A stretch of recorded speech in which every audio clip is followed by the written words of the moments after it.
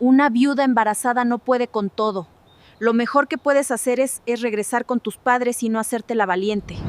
Eso dijo la señora del tendajón frente al atrio de la iglesia, con esa voz que no busca herir, sino que simplemente no considera que haya nada que proteger. Y las que estaban cerca asintieron con la cabeza, despacio, como quien confirma algo que ya todos saben. Nadie la defendió, nadie dijo nada. Porque en San Andrés Guayapam, en el invierno de aquel año, una mujer sola con un hijo y otro en el vientre que prefería una cueva en el cerro antes que pedir limosna, era en el mejor de los casos una lástima y en el peor un mal ejemplo. Lo que pasó después estremeció a todo el pueblo. La nieve golpea la puerta de madera que ella misma levantó con manos agrietadas. E Isabel aprieta a su recién nacido, mientras Tomás, con 8 años, sostiene el cerrojo como si fuera lo último que les queda. Hace una semana los echaron con el colchón en el barro, los papeles del banco aún frescos y la camioneta Tsuru del 98 de Javier convertida en un recuerdo inútil. El pueblo se rió cuando eligió una cueva en vez de pedir limosna. Luego, la carretera hacia Oaxaca desapareció bajo el blanco y llegaron puños desesperados a su puerta. ¿Confiarán en el refugio del que se burlaron? El día que enterraron a Javier en el pequeño panteón junto a la capilla parroquial, Isabel apenas sintió el frío en las manos, aunque en noviembre ya había empezado a endurecer la sierra. El accidente en la carretera que conecta el pueblo con Oaxaca, esa curva traicionera que todos conocen y nadie corrige, se llevó a su marido en cuestión de minutos. 2 días después, cuando todavía quedaban coronas frescas y el ejemplar arrugado del Noticias Oaxaca sobre la mesa de la cocina, apareció el hombre del banco con una carpeta azul y voz educada. No habló de pésames, habló de cuotas atrasadas, de plazos vencidos, de avales firmados cuando el taller mecánico todavía funcionaba. Isabel escuchó sentada con la espalda recta y la mano sobre el vientre, mientras Tomás hacía dibujos en una libreta de la escuela primaria del pueblo. Cuando el hombre dijo que el embargo era inevitable, ella no suplicó. Preguntó cuánto tiempo tenían. «¿1 semana?» respondió él, sin mirarla demasiado. En el pueblo empezaron los murmullos. Que si debieron vender antes la camioneta, que si Javier se arriesgó demasiado. Nadie mencionó la palabra injusticia. La mañana en que se llevaron la casa, no hubo sirenas ni gritos, solo una camioneta blanca y 2 hombres que cumplían órdenes. Sacaron el colchón al portal, el sillón donde Javier veía los partidos del América los domingos, la caja de herramientas con la que Tomás jugaba a imitar a su padre. El abrigo café de Javier cayó al suelo y se manchó de barro. Isabel lo recogió con cuidado, lo sacudió sin prisa y lo dobló, como si todavía fuera a necesitarlo. Algunas vecinas observaban desde la plaza, frente al puesto donde siempre huele a café de olla y tamales recién hechos. «Hija, vuelve con tus padres», dijo una mujer mayor, sin acercarse demasiado. Otra susurró que una viuda embarazada no puede con todo. Tomás apretó los libros contra el pecho. Su mochila con el escudo de la escuela se le resbalaba del hombro. «Mamá, ¿dónde vamos a dormir?», preguntó en voz baja. No lloró, pero le temblaba la mandíbula. Isabel lo miró a los ojos y respondió con una firmeza que no sabía que tenía. «Hoy no te preocupes por dormir, preocúpate por caminar conmigo». Esa misma tarde, mientras el cielo empezaba a encapotarse, Isabel metió en una mochila algunas cosas que consideró esenciales: el abrigo de Javier, una cobija gruesa, un termo de café y una linterna pequeña que guardaban en el cajón junto a las facturas. Tomás caminaba a su lado por el sendero de piedra que sube hacia la ladera, el mismo por donde en verano los niños buscan tejocotes.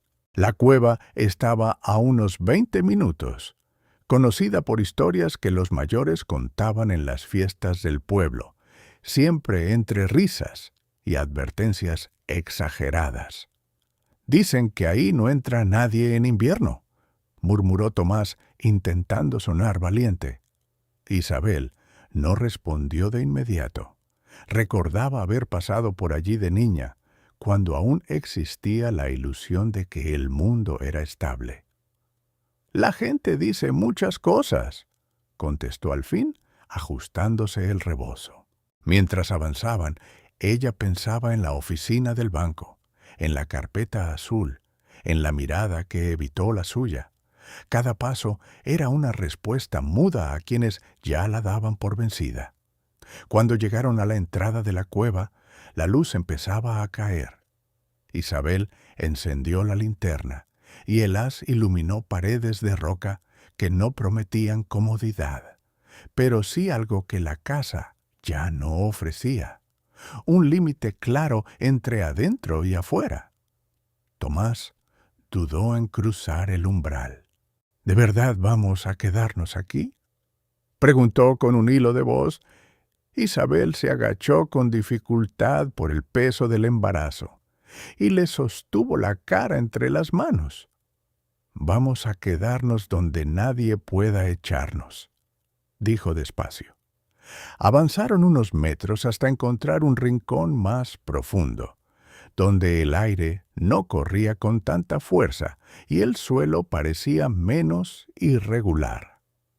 Isabel dejó la mochila, extendió la cobija y se sentó un momento, no por debilidad, sino para pensar. Sabía que no era una solución definitiva. Sabía que el invierno sería duro en la sierra, pero también sabía que lo que más la asfixiaba no era el frío, sino la humillación de pedir permiso para existir. Allí dentro, por primera vez en días, nadie la miraba con lástima. Tomás se sentó a su lado y apoyó la cabeza en su hombro, todavía abrazando los libros. «Papá sabría qué hacer», murmuró sin reproche, solo con nostalgia. Isabel sintió que la frase le atravesaba el pecho, pero no dejó que se notara. «Tu padre sabía trabajar y yo también», respondió con suavidad. Sacó del bolsillo el celular viejo que apenas tenía batería y miró la pantalla rota como si esperara un mensaje imposible. No había señal en ese punto, tampoco soluciones mágicas. Lo que había era una decisión que empezaba a tomar forma. Isabel se levantó, caminó unos pasos y apoyó la palma en la roca fría. Cerró los ojos unos segundos y dejó que la respiración se ordenara. Pensó en las risas de la plaza, en las palabras de resignación que le ofrecieron como si fueran caridad, y en el bebé que llevaba dentro, que no había pedido nacer en medio del derrumbe. No dijo nada en voz alta, pero su determinación era tan clara como una firma. Cuando volvió junto a Tomás, ya no tenía la expresión de alguien expulsado, sino la de alguien que ha elegido. Colocó la cobija mejor, organizó el poco pan que habían traído y repartió el café en la tapa del termo para que el niño bebiera despacio. «Escúchame bien», le dijo mirándolo fijo. «Esto no es el final, es el principio de algo que vamos a construir nosotros». Tomás asintió sin comprender del todo, pero confiando. Durante días, el pueblo convirtió a Isabel en espectáculo. Cada mañana bajaba hasta la ferretería pequeña que abastece al municipio. Pedía clavos del 8, alambre galvanizado y preguntaba por restos de madera que nadie quisiera. El dueño, que conocía a Javier desde la secundaria, le cobraba lo justo y evitaba hacer preguntas incómodas. Al salir, siempre había alguien recargado en la pared del puesto, comentando en voz apenas disimulada que aquello no duraría ni una semana. Isabel escuchaba, acomodaba los tablones sobre el hombro y seguía caminando cuesta arriba. Tomás iba detrás con una bolsa de lona donde guardaba la cal y un martillo demasiado grande para sus manos. «Mamá, dicen que estamos locos», murmuró un día. Isabel no aceleró el paso, tampoco se detuvo. «La gente habla cuando no entiende», respondió ajustándole el suéter. Esa frase no era un consuelo, era una estrategia. Cada trayecto era una declaración silenciosa de que no iba a pedir permiso para reconstruir lo que le habían quitado. La puerta fue lo primero que levantó con verdadera intención. Colocó 2 travesaños cruzados y reforzó las esquinas con escuadras que había rescatado de la caja de herramientas de Javier. No era carpintera, pero había visto suficiente en el taller para entender cómo sostener peso. Tomás sostenía la linterna mientras ella medía con una cinta gastada que todavía llevaba el logotipo de una constructora de Oaxaca. «Un poco más arriba, así no entra el aire», decía él intentando sonar experto. Isabel sonreía sin ironía. Necesitaba que su hijo se sintiera parte del plan. Después selló grietas con una mezcla de cal y agua que removía en un cubeta azul, pensando en las facturas que aún guardaba en el bolsillo del abrigo. Cada vez que sus manos ardían por la cal, recordaba la oficina del banco y la carpeta azul, y eso la empujaba a no detenerse. La puerta no era solo madera, era una respuesta a la humillación que todavía le dolía en la garganta. El descubrimiento del hilo de agua fue un pequeño triunfo que celebraron en voz baja. Tomás fue quien lo señaló primero, una humedad constante al fondo de la cueva que no parecía filtración, sino corriente tímida. Isabel se arrodilló con cuidado por el peso del embarazo y pasó los dedos por la roca hasta confirmar que el agua fluía. «Si la encauzamos, no tendremos que bajar cada día», dijo en voz alta, más para convencerse que para explicar. Usaron una canaleta improvisada con un trozo de plástico rígido y piedras bien colocadas. No era ingeniería perfecta, pero funcionaba. Tomás anotó en el cuaderno que llevaba siempre en la mochila, dibujó un esquema torpe con flechas y escribió «Agua segura», con letra grande. Isabel miró el dibujo y sintió algo parecido al orgullo, un orgullo discreto que no necesitaba testigos. Esa agua significaba autonomía, menos dependencia del pueblo, menos ocasiones para soportar miradas de superioridad. Las manos de Isabel empezaron a agrietarse de verdad, la piel blanca por la cal, los dedos hinchados por el esfuerzo. Una tarde, mientras intentaba colgar una cuerda para secar la ropa lejos del suelo húmedo, apareció una mujer mayor que todos llamaban Maruja, aunque casi nadie se detenía a hablar con ella. Llevaba una bolsa de tela con pan de yema y un paquete de sal gruesa. La sal evita que la humedad se adueñe de todo, dijo sin preámbulos, dejando la bolsa sobre una piedra. Isabel no supo qué contestar al principio. Desconfiaba de cualquier gesto que no viniera acompañado de juicio. «No vengo a decirte que vuelvas abajo», añadió Maruja, como si hubiera leído el pensamiento. Se arrodilló con dificultad y señaló un rincón. «Ahí puedes colgar la comida lejos del suelo, y la leña siempre separada de la pared». No había lástima en su voz, solo experiencia. Tomás la observaba con curiosidad, como si fuera un personaje salido de las historias que contaban en las fiestas del pueblo. La presencia de Maruja cambió algo que Isabel no sabía nombrar.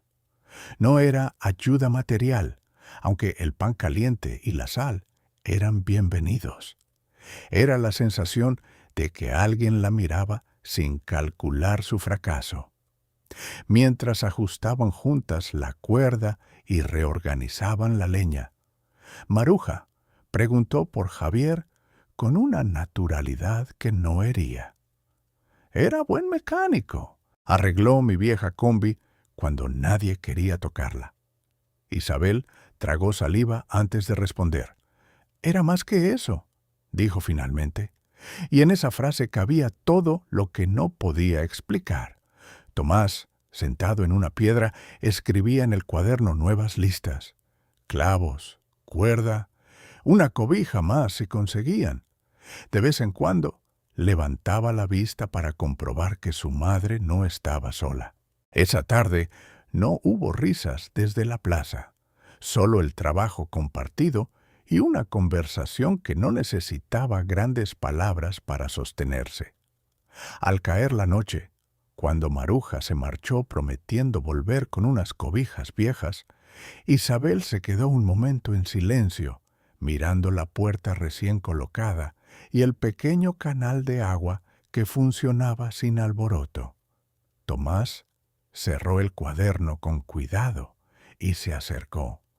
¿Crees que podremos pasar el invierno aquí?, preguntó sin dramatismo, solo con honestidad. Isabel no respondió de inmediato. Repasó mentalmente lo que habían logrado en pocos días. La puerta firme, la ventilación improvisada, la comida colgada, el agua asegurada. Podremos, porque no vamos a rendirnos, dijo al fin, apoyando la mano en el hombro del niño. No mencionó el miedo, no habló del frío que aún no había llegado, pero su voz tenía un peso distinto al de la primera noche. El frío brutal cayó sin aviso, como si la Sierra de Juárez hubiera decidido cobrar todas las deudas pendientes. En una sola noche, la carretera hacia Oaxaca quedó intransitable. Lo anunciaron por la radio regional que todavía funcionaba en el puesto de la plaza antes de que la luz empezara a fallar. Algunos intentaron asegurar tejados con plásticos y cuerdas.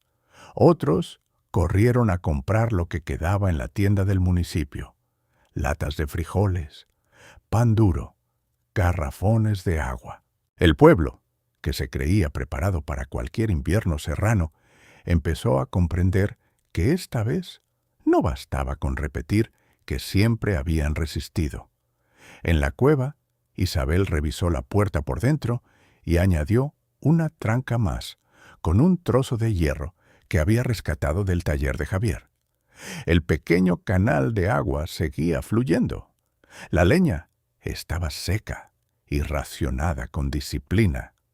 Tomás miraba a su madre como si buscara una señal de alarma. «Estamos bien», dijo ella, sin exagerar. Aquella afirmación no era orgullo, era cálculo.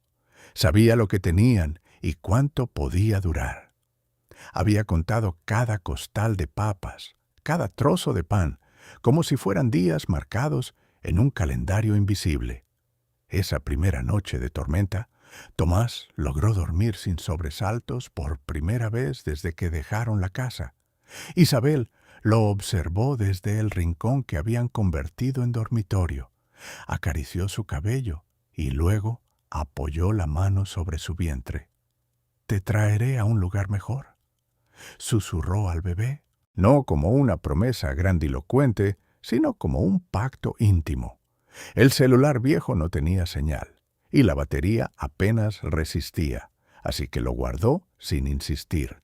No esperaba ayuda externa, esperaba resistir. Pensó en el Hospital General de Oaxaca, donde había acudido a su última consulta, y se preguntó si lograría llegar allí cuando llegara el momento. No había ambulancia subiendo por aquella ladera con la nieve cerrando caminos. Tomás se movió entre sueños y murmuró el nombre de su padre. Isabel respiró hondo, contuvo el miedo y repitió en voz baja: «Estamos juntos. Eso es lo que importa».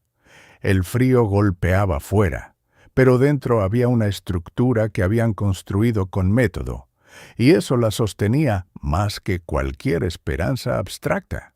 Los golpes en la puerta llegaron al anochecer del segundo día, secos, insistentes, nada parecidos a una broma.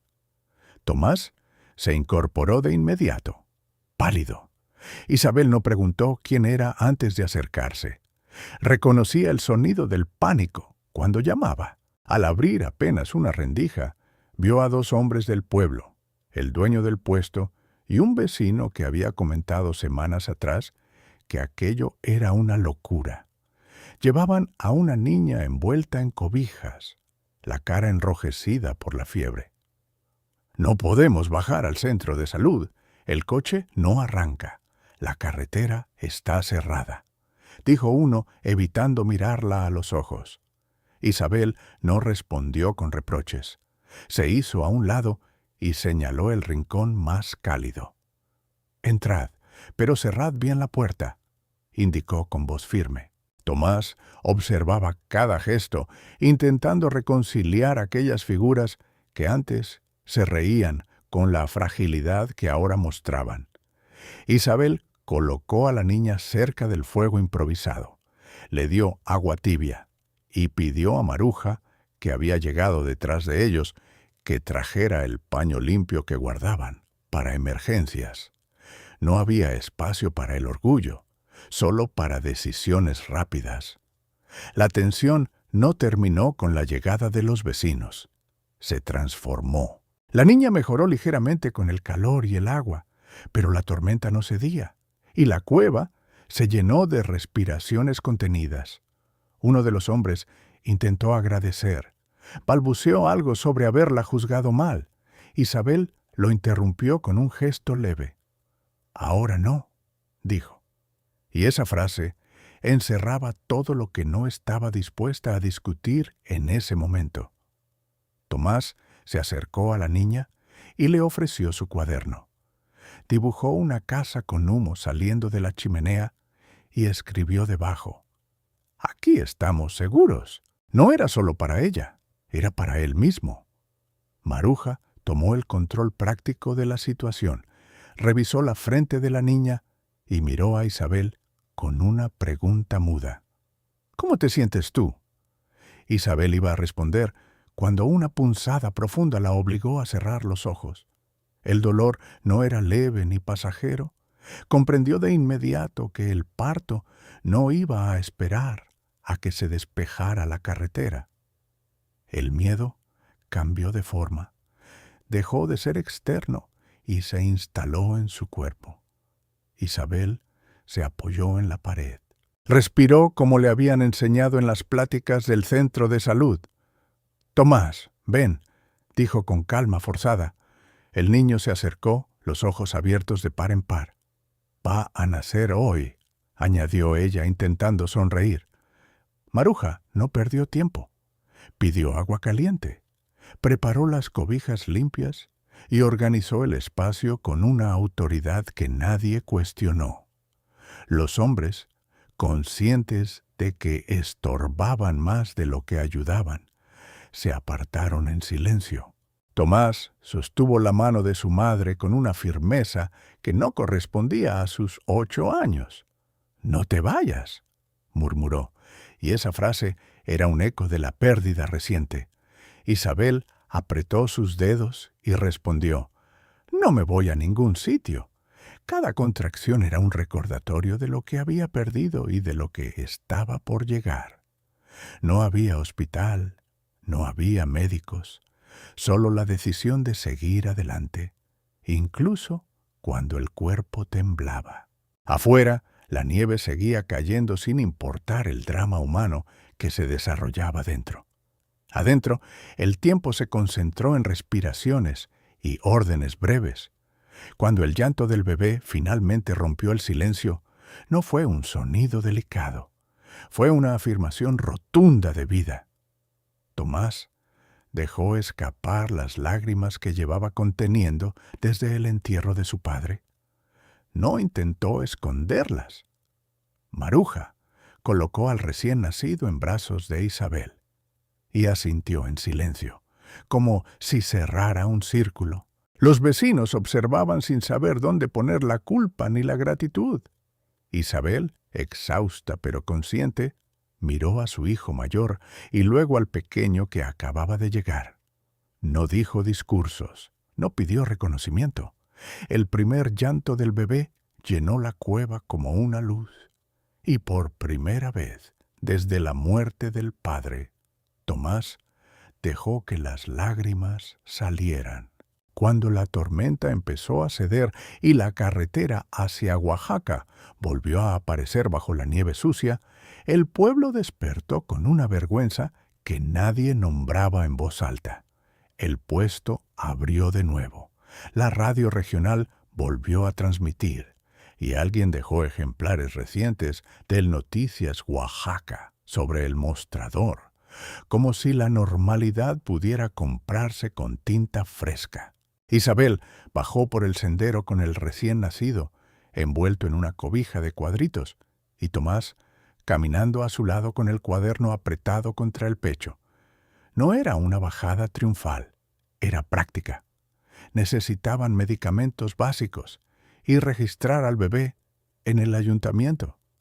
Al cruzar la plaza, el banco de piedra donde semanas atrás escuchó consejos disfrazados de sentencia, se convirtió en un escenario incómodo. Las conversaciones se interrumpieron. Nadie se atrevió a repetir las bromas de antes. Tomás sintió ese silencio y miró a su madre buscando orientación. Isabel no levantó la barbilla con orgullo, ni bajó la cabeza. Simplemente avanzó hasta el banco y se sentó un momento, como quien reclama un espacio sin dramatismo. Los primeros en acercarse no fueron los más valientes, fueron los más prácticos.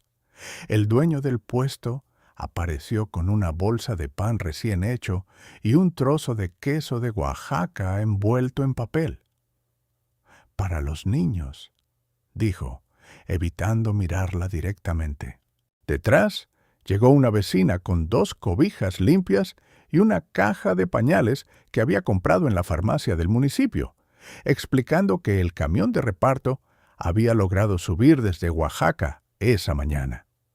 «No es mucho», añadió, y en esa frase había más disculpa que generosidad. Isabel agradeció con un gesto breve, sin exagerar la emoción.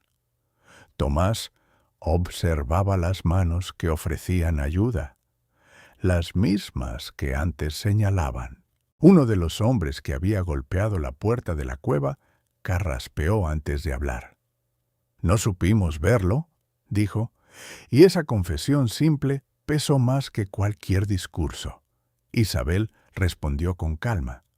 «Ahora lo importante es que nadie pase frío el próximo invierno». No era un reproche, era una dirección clara hacia adelante. Entre la iglesia y la plaza, el párroco la llamó por su nombre.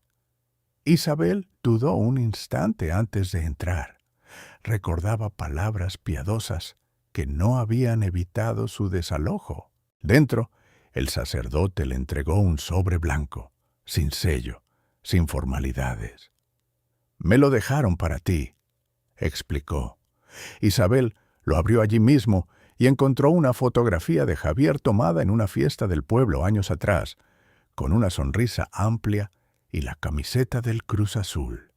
Junto a la imagen, una frase escrita con letra temblorosa decía que ella había salvado a quienes la dejaron caer. No había firma, pero no hacía falta. Isabel sostuvo la foto un momento más de lo necesario, sintió la punzada de la ausencia y luego guardó el sobre dentro del abrigo, cerca del pecho, donde dormía el bebé. No lloró frente al sacerdote. «Gracias», dijo, y esa palabra contenía aceptación, no absolución completa. Al salir de la iglesia, el aire le pareció distinto, no más cálido, pero menos hostil. La propuesta llegó esa misma tarde en una reunión improvisada frente al ayuntamiento.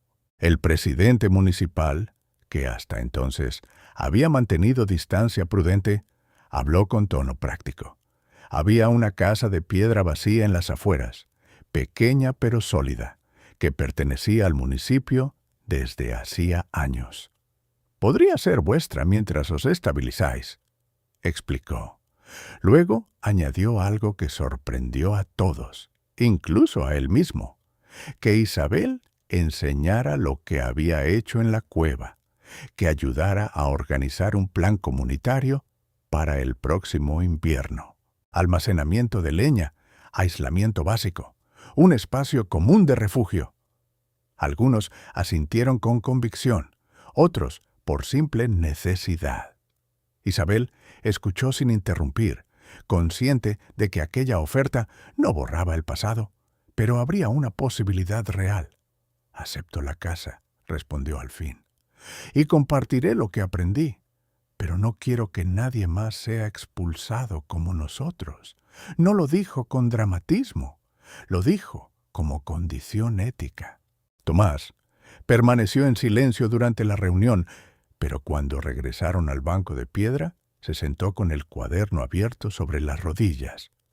Miró el dibujo que había hecho de su padre en la cueva y debajo, con letra más firme que días atrás, escribió el nombre del bebé. Isabel observó el gesto sin intervenir.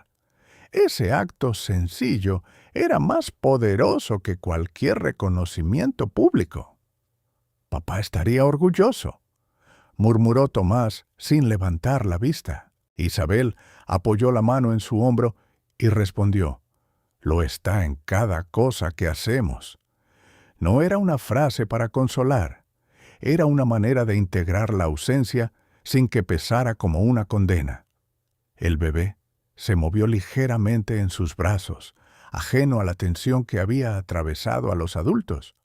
A su alrededor, la plaza retomaba un murmullo distinto, menos altivo, más consciente. Isabel levantó la vista hacia la sierra, hacia la línea donde sabía que la cueva seguía allí, discreta y firme. No necesitaba volver para recordar lo que significó. En aquel banco de piedra comprendió que su victoria no había sido callar bocas ni humillar a nadie, sino sostener a sus hijos.